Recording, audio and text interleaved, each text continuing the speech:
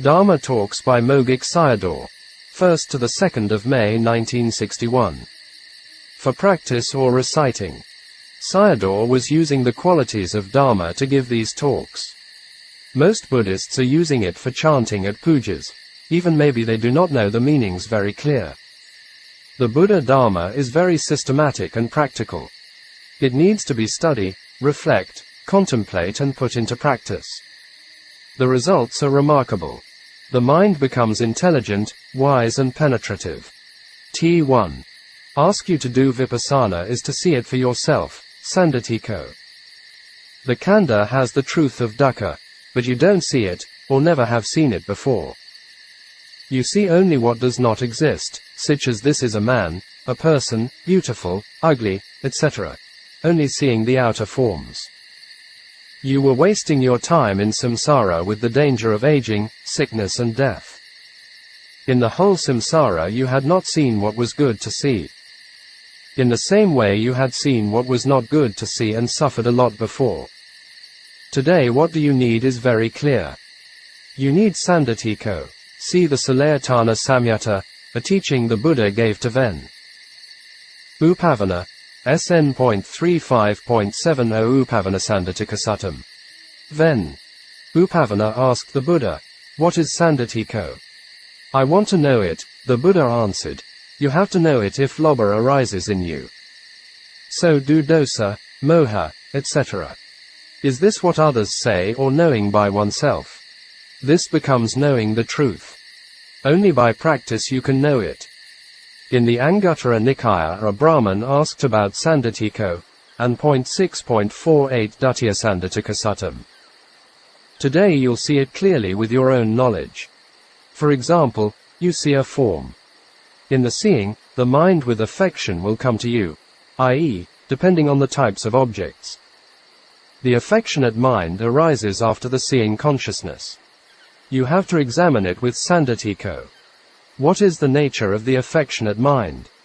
You see it as not existing by examining with knowledge. The rise and fall of Dukkha Sakka becomes apparent in the mind because the mind of affection arises and passes away. This, you see it by yourself. You see it as its arising for dying and its death. Whatever arising, examine it as it exists or not. You'll find it as not exists. You are examining your own death. First, you are alive with the arising mind.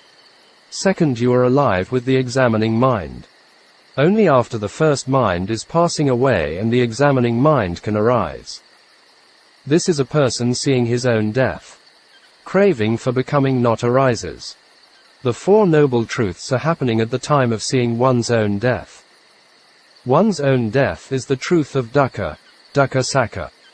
The seeing is the truth of the path, Magga Sakka. Tanha, Upadana and Kama not arise is the truth of the cause, Samudaya Sakka. Next Khandha not continues to arise is the truth of cessation, Nirodha Sakka. The power of direct seeing is indeed not small. Every contemplation enters the Four Noble Truths. This is the mundane truth. At the time enter Nibbāna also the Four Noble Truths. It's a calico, non-temporal or giving the result without delay. By seeing impermanence Tanha, Upadana and Kama not follow behind. This is non-temporal. Worldling mind is changing. Sayadaw told the funny story of Ven. Sariputta and Anupasaka went a journey with Ven. Sariputta. He had a plan of offering robes for him. On the journey, Sariputta crossed the first small stream by jumping over it. The Upasaka saw that and lost respect and decided to reduce one robe for offering. After some time they encountered again a second stream and Sariputta crossed it again by jumping over it. The Upasaka reduced another robe. Later they encountered a third stream, but instead of jumping Sariputta went down and walking through it. The Upasaka asked him why he walked through it. Sariputta answered was he didn't want his mind to be disturbed and became unwholesome. Without penetration of the Four Noble Truths faith never becomes stable. No Sanditiko arises and Akaliko never happens. Without the getting of Sanditiko, faith and rebirth are never in a stable stage. He gave some stories of them. T2. The Buddha took some monks to a very high steep mountain cliff. A monk looked down and exclaimed with affright. The Buddha said that fall into the steep cliff only died once. There was something more terrible than that. It was not to know the noble truths. Without knowing and doing things out of desire will not free from birth. These doing things are only for the truth of dukkha. How to know the truth? You have to know impermanence. By doing vipassana will discern impermanence. For example, the mind of wanting to sleep arises. Contemplate it as exist or not exist. You'll see it as not exist. It's born and dies because it is arising and disappearing. Is there any dukkha bigger than that? Even you can't find any pieces of it left behind. You get the sakanalomika nana, knowledge of knowing the truth. With a lot of contemplation is knowing the truth. Without the practice you are surviving with the two truths of the cause and the suffering, result, i.e., samadaya and dukkha sakas. By doing vipassana get the two truths of freedom from the existence, i.e., cessation and the path, nirodha and magga sakas. Not contemplate the mind of wanting to sleep and continue to tanha, upadana and kama. This kama passes away but not its energy. It was stored by lobha, tanha. The kamic energy will not die away if tanha does not dies. This point is very important. So don't be afraid of kama, but instead must be afraid of the cause, samadaya. Therefore the Buddha taught that samadaya was the cause of dukkha, here tanha, continued the qualities of Dhamma, ehi pasako, come and contemplate. Ehi is the object and pasako is the contemplation. This is vipassana. The Dhamma is calling you but you go with tanha. Example, in the dark bitten by mosquito and you go and slap it with the hand. This is going to the plains of misery. People are going to the plains of misery in a straight line, but to Nibbāna in a curved line. We must go there with knowledge. At first, the truth of dukkha is calling at you a lot. At the end the truth of cessation will call you. Here, Sayadaw used the two words straight line and curved line as followed. Human beings are easy and willing to do unwholesome things straight away, straight line. But for ending dukkha give many reasons, not easy and willing to do the practice. Even doing the practice, usually not straightforward, i.e., curved line. Dhamma Talks by Mogok Sayadaw, the 13th of May 1961.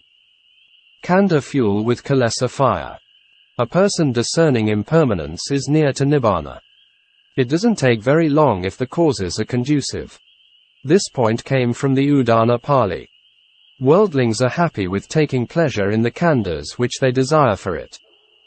For the noble ones, Aryans, these are getting the fuels and fire. 11 types of fire are burning all the time. Therefore listening Dhamma talks is to fix the deluded eyes with the Aryan eyes. The 31 realms of existence are big piles of fire. It is only for the fuels with prayer for asking any khandha. It is Nibbāna while khandha fuels burnt out and Kilesa fire gone out. The 5 khandhas are fuels. The 11 types of Kilesa is fire, e.g., lobha, dosa, moha, soka, etc.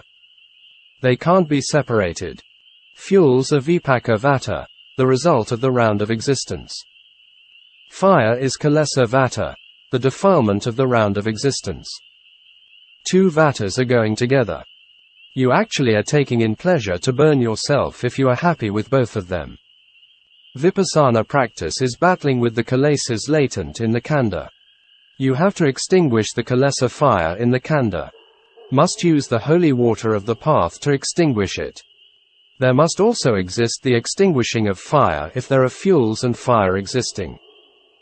This is not a fable, i.e., just like other faiths and belief systems. This was known by the Buddha directly before and taught to the living beings. Nibbāna really exists as the fuels and fires have been extinguished. At first, before talking about Nibbāna, I have to mention about the evil and terrible things. Those who simply want to like the good things might not know the bad things. During the time of each one of the past Buddhas, many had enlightened. Is there any one of them coming back? This is an important point for Buddhists to contemplate, because some people have the idea that in the cosmos there are permanent places for permanent beings. This is an eternalist view and bhava tanha. It's a kind of defilements. Without knowing to get the Khandha is getting the fuels and fire. This is ignorance. After getting and taking pleasure in it is craving, tanha. Now, you have caught the culprit. I'll show you the way out of it. We have to take the examples of people who were going out from it before. They had left from Sankhata. The 5 Khandhas are Sankhata Dhamma. They become disenchantment with it by seeing Sankhata Dhamma. And with the cessation of it, they will reach Asankhata. Sankhata and Sankhara are the same, i.e., conditioned phenomena. Form arises due to action, mind, temperature and foods, kama, chitta, uttu and ahara. Mind arises due to aramana and vara, sense objects and sense doors. Therefore mind, body arises due to the conditioning of other. Sabbe sankhara anicca. All conditioned phenomena were impermanent as said by the Buddha. So you'll find out the beginning of the path if you discern impermanence. You are ready to get out from it if you become disenchantment with it. Mind, body, sankhara, will disappear if you want to be free from sankhara. In the practicing knowledge, fuels and fire are extinguished. You'll reach toward Nibbāna, which is nobody can make it arising or disappearing. Seeing impermanence, becoming disenchantment and not wanting of it, you will surely reach toward Nibbāna. Remember these 3 points. Dhamma Talks by Mogok Sayadaw, the 14th of May 1961. From Hell to Eternity. Living beings are floating and sinking in the 4 planes of misery. Human world is a place for temporary visit for them. The 4 planes of misery are their permanent homes. These things are very important for reflection. In the 31 realms of existence, human world is a very significant and the most important place among them. A Buddha only appears to this world. Beings can create all sorts of kamas in this place. Combine together only 4 types: positive kama, wholesome; negative kama, unwholesome; mixed kama, wholesome and unwholesome mixed up; and neither positive nor negative kama, vipassana kama. Therefore from here human beings take rebirths elsewhere. It's like the sun in the center of the planetary system. As the sunlight spreads out to everywhere. For the other planes of existence, the 4 planes of misery are only for suffering and no chances to create wholesome kama. The other realms are planes of bliss and pleasure, only for enjoyment. So, mostly no chances for create wholesome kamas. Therefore, human beings are not here for power, wealth, fame and seeking for sensual pleasure and enjoyments, but to create wholesome kama as much as possible, to study and practice for the teaching of the Buddha. The Buddha was using his knowledge and observed as what was the root cause of all these misery. And he found out that it was ditthi, wrong views. Whatever merits, such as building monastery, etc., wholesome kama is one thing and the seed of hell is another thing. They are different. Ditthi as latent defilement is going with the merits. After the power of wholesome kama is finished, it pulls the being down to the plane of misery. The seed of the hell is identity view, sakkaya ditthi. There is no dukkha greater than hell. You get this suffering because of ditthi, not knowing the truth. Dispelling ditthi first and do the wholesome kama later. Without ditthi falling away, kama becomes vata kama, action for the round of existence. So you can't free from the round of existence. Ditthi and lobha are together. Therefore kama leads by wrong view can take rebirth in the plane of misery. Every birth is truth of dukkha. So, it makes things becoming worse. Ditthi comes from the 5 khandhas and has unwise attention to it. For example, on the body is an itchy sensation arises. But instead of Nana paying attention on the feeling, and it becomes I am ichi. Between the feeling and attention I or self arises. This I or self is the seed of hell. It's terrible. Therefore the Buddha said that it was more important than the head was on fire and the chest was piercing with a spear.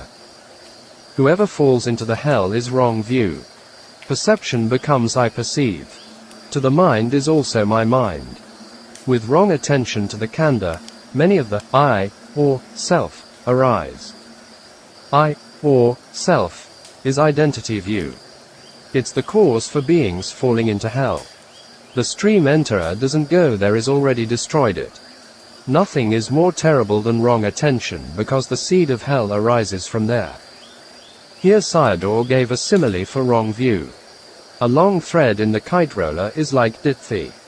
The kite is the Khandha. The wind current is like merits. Living beings are suffered by the arrangement of ditthi and kama without their wishes. After the dispelling of ditthi it becomes vaivata kama, kama without the round of existence. It becomes right view with wise attention. Unwise attention is like people looking into the mirror, taking the shadow in the mirror as he, she, etc. And then tanha, mana, ditthi, craving, conceit and wrong view come in.